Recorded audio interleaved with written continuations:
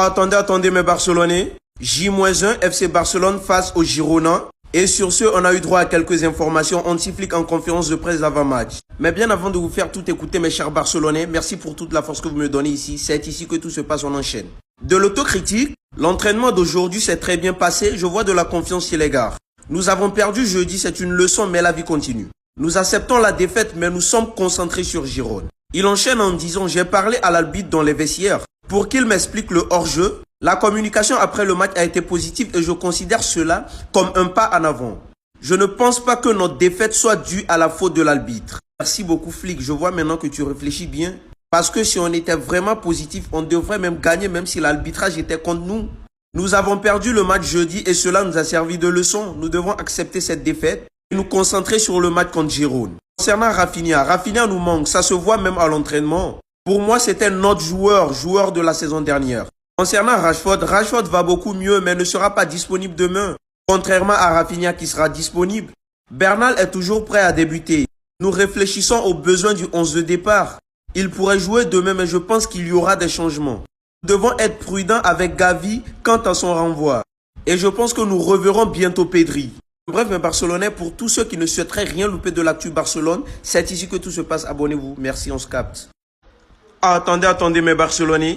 Comme vous le voyez mes Barcelonais, fête d'entraînement pour mes joueurs et ils se sont réunis en pleine discussion avec Anti-Flic. Et sur ce, la bonne nouvelle est que Rafinha a retrouvé le chemin du terrain et a même eu des discussions avec Anti-Flic en privé. Mais bien avant d'aller dans le vif du sujet mes Barcelonais, merci pour toute la force que vous me donnez ici. Objectif 30K, on enchaîne.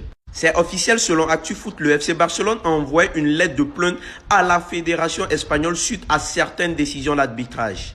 Dans cette lettre, le club a exprimé sa profonde préoccupation concernant les décisions d'arbitrage répétées lorsqu'il considère comme dédommageables pour le match et sans critères cohérents. Le FC Barcelone propose également la création d'un code disciplinaire qui établit les conséquences politiques et transparentes en cas d'erreur grave ou de négligence. Sur ce, mes Barcelonais, Frenkie de Jong et Gérard Martin risquent de manquer le match contre Levante s'ils reçoivent un carton jaune face à Girona le lundi. Barcelone est parvenu à un accord complet pour renouveler le contrat de Guillem Victor jusqu'en juin 2028. L'arrière droit de 18 ans dont le contrat expire cette saison prolongera de 2 ans de plus et rejoindra le Barça Athletic dans le cadre des plans à long terme du club. Sur ce, mes Barcelonais, concernant le cas de Rashford actuellement, c'est inquiétant.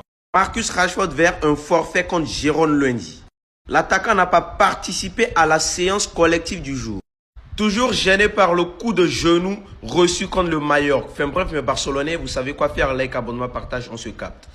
Attendez, mes très chers Barcelonais. Laissez-moi vous donner quelques séries d'informations concernant le FC Barcelone en ce samedi matin.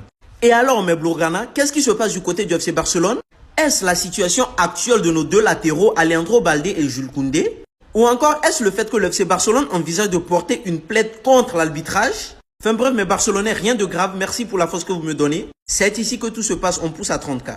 Primo, mes Barcelonais, je tiens à vous dire que le staff technique de Barcelone s'inquiète de la force et de la charge de travail importante de Koundé et de Balde, Cancelo étant considéré comme une option clé pour les prochains matchs. Enfin bref, là vous avez mieux à faire.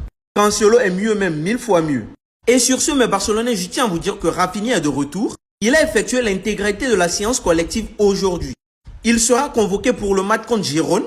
Il pourrait disputer quelques minutes, enfin bref. En tout cas, bienvenue mon capitaine. Concernant Gérard Martin, l'AC Milan prépare une offre pour Gérard Martin. Les Rossoneri seraient prêts à proposer 25 millions d'euros cet été pour Gérard Martin. C'est la 3e fois, maintenant c'est l'Italie. Avant c'était la première ligue, l'Angleterre. Et mon goalkeeper, toi, je tiens à te dire que la fois passée face à l'Atlético de Madrid, tu m'as tellement énervé. Enfin bref, Rafinha est prêt à affronter Girona, tandis que Marcus Rashford aura besoin de plus de temps pour récupérer. Rashford, je t'ai appelé combien de fois? Tu as intérêt à retrouver le terrain. Et sur ce, face à la défaite du FC Barcelone face à l'Atlético le jeudi, Anti-Flic réprimande sévèrement l'équipe pour sa performance en première mi-temps contre l'Atlético. Et tenez-vous bien, c'est pas fini. Anti-Flic a dit ce matin à ses joueurs qu'il était une équipe sans âme, ni l'intensité et qu'il donnait une image indigne d'une équipe qui veut gagner des titres. Enfin bref. Et là, quand tu as un Lamine Yamal qui joue avec des attaquants nuls autour de lui, comment vous voulez qu'il brille? Jeune recrue du Barça Athletic, Patricio Pacifico se remet de sa blessure et s'entraîne déjà avec le groupe du Barça Athletic. Peut-être juste à temps pour ce week-end, mais nous n'aurions pas à attendre longtemps pour voir l'Uruguayen à l'œuvre. Et la réaction de notre papa Gérard Piqué du FC Barcelone face à la défaite du FC Barcelone face à l'Atlético. C'est bien, comment peut-on gagner une partie quand tout est contre soi? On se bat, on rivalise, on donne tout sur le terrain, mais si les arbitres sont contre vous, dès la première minute, que pouvez-vous faire? C'est impossible. Le football devrait se décider par l'équipe, pas par des décisions qui changent tout. Ce soir, le match semblait injuste et tout le monde l'a constaté. Vous pouvez nous battre sur le terrain, mais n'essayez pas de nous battre avec les sifflets. Bref, et tu as Dani Olmo qui part sur Instagram qui fait ce post. Nous n'avons pas été à la hauteur d'un match à l'élimination directe. À domicile au Camp Nou, nous nous battons à vos côtés.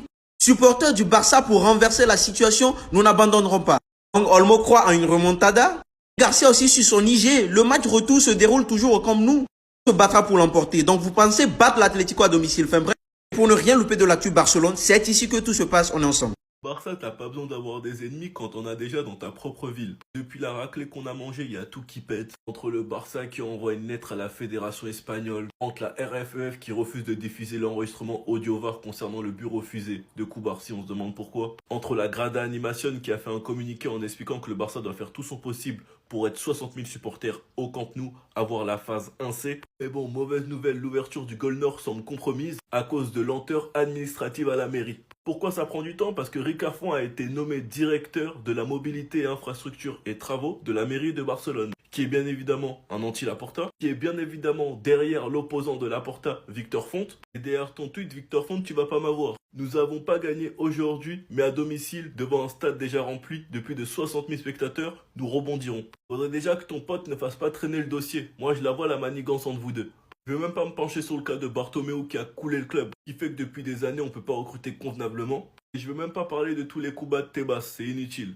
Franchement, Barça souffre les gars, Barça souffre. Ma question les gars, c'est au final, les autres joueurs ils servent à quoi? Non, faut me dire, au final, les autres joueurs, ils servent à quoi? Ok, le Barça sera toujours moins fort sans ses 3 meilleurs joueurs, mais ça peut pas se sentir à ce point. Quand au Barça, tu cherches de la personnalité, quand tu cherches du pressing, quand tu cherches un joueur qui sera clutch dans les moments clés, tu regardes qui? Tu regardes Rafinha. Quand tu cherches quelqu'un qui crée des actions, qui fait des différences, qui ouvre des espaces, parce qu'il y a plusieurs joueurs qui le défendent en même temps, qui par moment empêchent même le pressing adverse car il redescend plus bas. Tu te tournes derrière qui? Tu te tournes derrière Lamine, tu lui dis tiens, prends le ballon, essaye de faire de la magie. Quand tu cherches un joueur qui dicte le tempo au milieu de terrain, qui casse des lignes, qui ne perd pas le ballon même dans des situations complexes, et qui te facilite le lien entre le milieu et l'attaque, tu regardes qui? Tu regardes Pedri. Mais du coup, ma question les gars, c'est les autres joueurs, ils servent à quoi? C'est quoi leur rôle? Qu'est-ce qu'ils apportent? Genre oui, c'est normal que le Barça soit moins fort sans certains joueurs clés, mais à ce point les gars, c'est inquiétant. Il y a tellement de joueurs qui ne méritent pas leur place de titulaire indiscutable dans notre club, mais on n'y peut rien parce qu'on n'a pas de talent. Dans tous les cas, on va les remplacer par qui? Sinon vous les gars, vous en pensez quoi? Ramenez-vous sur Snap, on s'ennuie.